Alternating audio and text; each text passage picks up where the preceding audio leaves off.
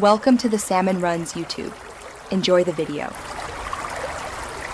You start by verifying prerequisites: Flutter SDK, Xcode 14 or newer, and Cocoa pods installed.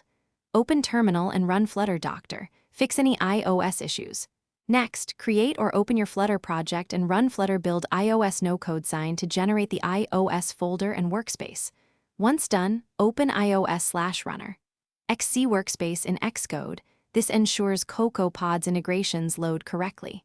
Make sure the Flutter framework and app framework are present because Xcode needs those to link your app during the next steps.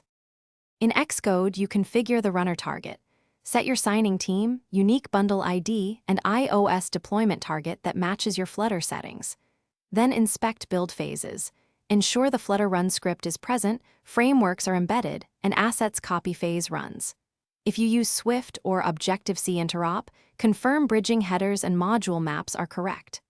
Once done, set architectures to include ARM64 and disable bitcode if the Flutter version requires it. This prevents linker errors later and keeps your build deterministic. Choose a simulator or physical device, then perform a clean build in Xcode before running. Use Shift-Command-K to clear caches. You can run directly from Xcode or use Flutter Run for quicker iteration. For release, set scheme to generic iOS device and archive. Export from organizer using your distribution profile.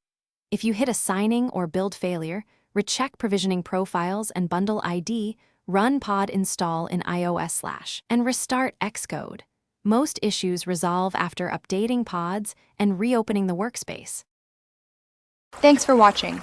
Consider subscribing if we helped you.